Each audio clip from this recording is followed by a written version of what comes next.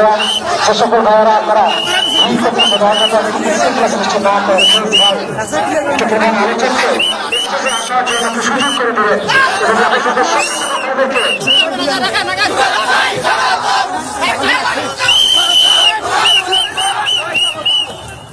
একটু ওনাকে স্টেজে আসার জন্য একটু সুযোগ করে দেবেন এবং তৎপর সবার জন্য তিনি তো ব্যবহার করছে সমস্যা জন্য ভাইদেরকে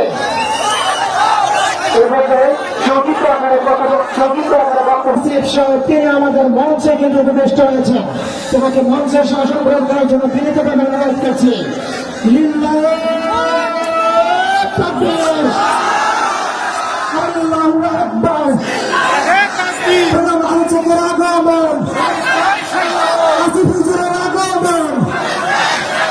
মিঠাপুকুরের পক্ষ থেকে প্রধান আলোচকের আগমন যুবকদের পক্ষ থেকে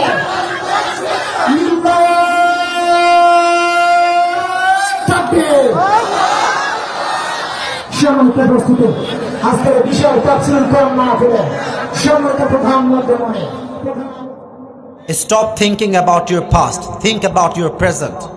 অতীতে কি হয়েছে? একটা মেয়ের পাল্লায় পড়েছিলাম, প্রেম করেছিলাম, আর ভুলতে পারছি না। ভুলে যাও। এই দুনিয়াতে করে ভালোবেসে মায়া করে কোনো লাভ নাই যুবক ভাইরা। এই দুনিয়াটাই স্বার্থপরের দুনিয়া, মিথ্যাবাদীর দুনিয়া, ধোঁকাবাজের দুনিয়া। যাকে যত মায়া করবা সে তোমাকে তত বড় বাঁশ দিয়ে বিদায় হয়ে যাবে। Stop thinking about your past. Think about your present. মনে রাখো, তোমরা সবাই পাকিস্তানের একজন প্রাইম মিনিস্টার ছিলেন, তিনি এখন জেলে আছেন, তার নাম হচ্ছে ইমরান খান। নাম শুনেছেন? আগে একজন ক্রিকেটার ছিলেন। Then he became the president of Pakistan. অনেক ফেমাস মানুষ তিনি একটা কথা বলেন, আমি জাস্ট তার কথাটা উর্দুতে কোট করছি, then I will translate in Bangla. উনি বলেন, अगर जिंदगी को समझना चाहते हो तो पीछे देखो, अगर जिंदगी को समझना चाहते हो तो पीछे देखो, और अगर जिंदगी को जीना चाहते हो तो आगे देखो। যদি জীবনের ভুলগুলো বুঝতে চাও, যে জীবনে কি ভুল করেছি, অতীতের দিকে তাকাও, শিক্ষা নাও, বুঝে ফেলো। আর যদি জীবনটাকে সুন্দর করে লিড করতে চাও, জীবনটাকে এনজয় করতে চাও, অতীত নিয়ে নয়, বর্তমানকে তোমার সুন্দর করতে হবে। ঠিক কিনা বলো? আচ্ছা বলেন, আমাদের জীবনে সবার গুনাহ আছে না? না, কথার সাউন্ড পাই নাই। আছে না? এখানে এমন কেউ কি আছেন যে একদম নিষ্পাপ, কোনো গুনাহ নাই? আছে নাকি কেউ? আমাদের জীবনের যত গুনাহ, যত অন্যায়, যত জুলুম আছে, কেউ না জানলেও জানে একজন, তিনি কে? পৃথিবী না জানুক আমি তো জানি, আমি কি পাপ করেছি হায়, আমার পাপের করলে বিচার, বাঁচার আমার নাই উপায়, দয়াময় প্রভু মাফ করো আমায়, মাফ করো আমায়। আমিন। অতএব আজ থেকে অতীত নিয়ে নয়, বর্তমান নিয়ে ভাববা, বর্তমানকে সুন্দর করবা। Number one message for all the young people, those who R here. যুবকদের জন্য প্রথম কথা, আর দুইটা বলেই তাফসিরে ফিরে যেতে চাই। সেকেন্ড কথা, যুবকদের জন্য, মেয়ে মানুষ বড্ড ধোকাবাজ, কথায় রাগ করবা না, সত্যি খুব ধোকাবাজ এরা। মেয়েদের ছলনা, আগে কথা বলি, লেট মি টক, এটা আমার কথা নয়, মেয়েরা হচ্ছে সবচেয়ে বড় ছলনাময়ী, তাদের কৌশল বোঝা বড় দায়। এটা আমি আসিফের কথা নয়, এটা কার কথা ভাই?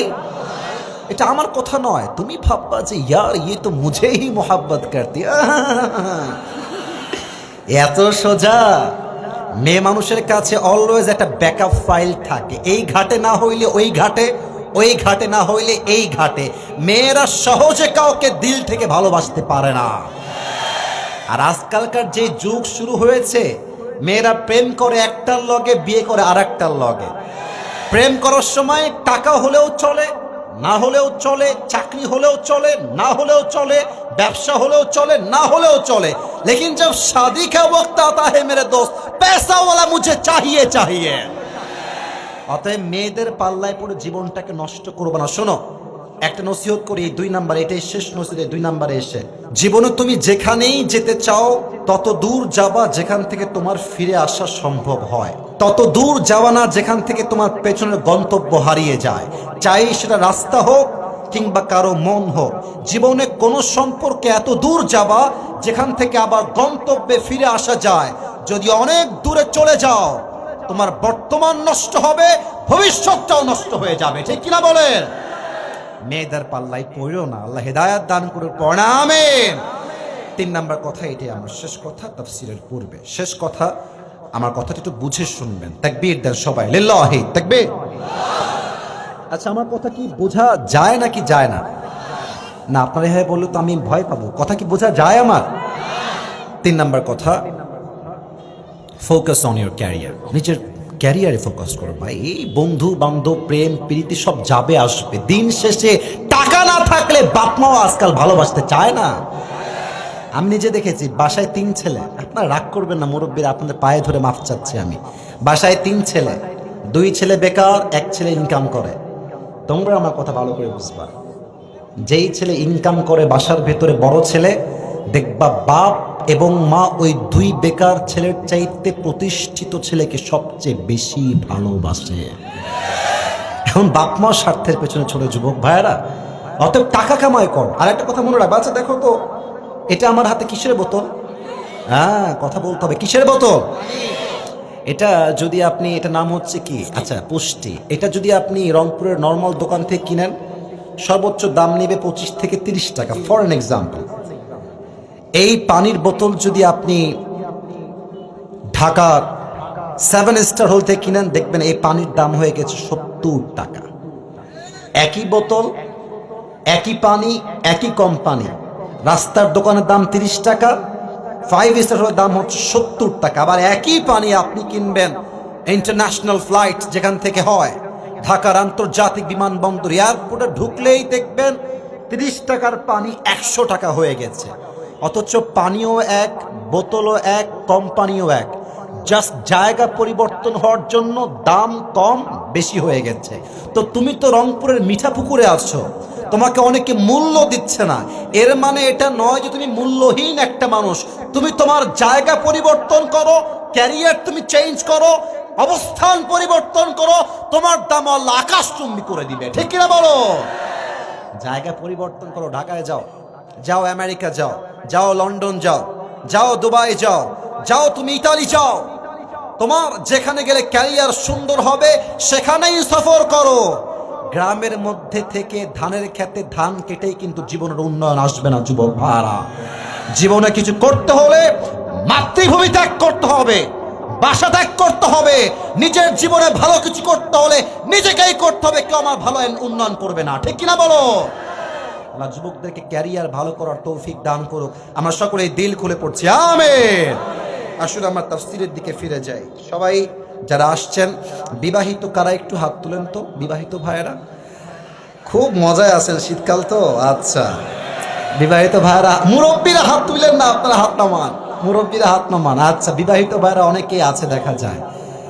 এবার আমার সিঙ্গেল কারা কারা একটু হাত তোলেন। হ্যাঁ, সত্যি না মিথ্যা? এই শিওর শিওর শিওর? কারো বউ নাই? ছি ছি ছি, বউ ছাড়া জীবনটাই বিঠারে যুবক ভাইরা আমার। শীতকালে যার বউ নাই তার আসলে কিছুই নাই যুবক ভাইরা। এবারে শীতকাল তোমাদেরকে একটা স্লোগান তুলতে হবে, আব্বা আমাকে বিয়ে না দিলে আমাকে কম্বল দিয়ে কোনো লাভ হবে না যুবক ভাইরা। এই শীতে একমাত্র বউ দিয়ে আমার শীত দূর হবে, ঠিক কিনা বলে?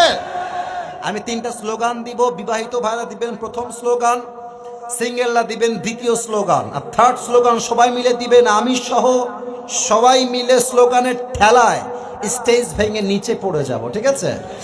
প্রথম স্লোগান দিবেন, এ মুরব্বি, আয় রে আল্লাহ, মুরব্বি আইফোন দিয়ে ভিডিও করতেছে রে, আমি যাব কোথায় রে? সোনামণি বসো, নতুন নাকি রে এইটা? থাক, বসে থাক।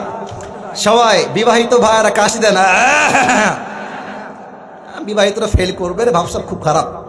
আচ্ছা, বিবাহিত ভাইরা তাকবীর দেন, লিল্লাহি তাকবীর। খুব বেশি জোর নাই রে। সিঙ্গেলরা দেখা যাক কে পাস করে আজকে। সিঙ্গেলরা কাশি দাও। লিল্লাহি তাকবীর।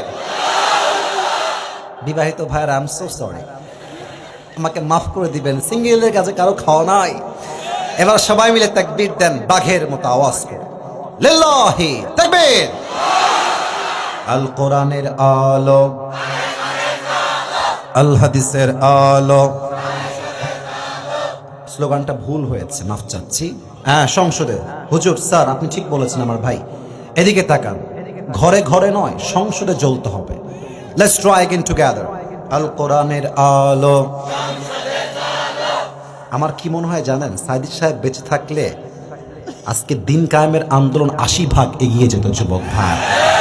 আমার মনে হয় সাইদি সাহেব বেঁচে থাকলে 5 আগস্টের পরে দেশের চিত্রটাই পাল্টে যেত যুবক ভাই।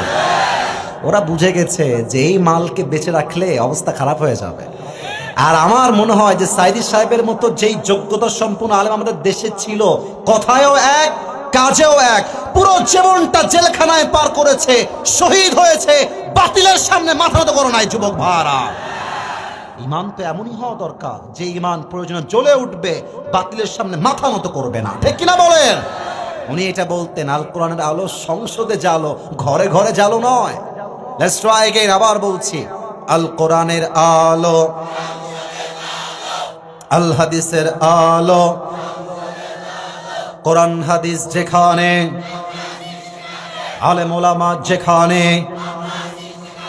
রংপুরবাসী যেখানে, আল্লাহ তাআলা কবুল করুন সকলেই দিল খুলে পড়না আমিন।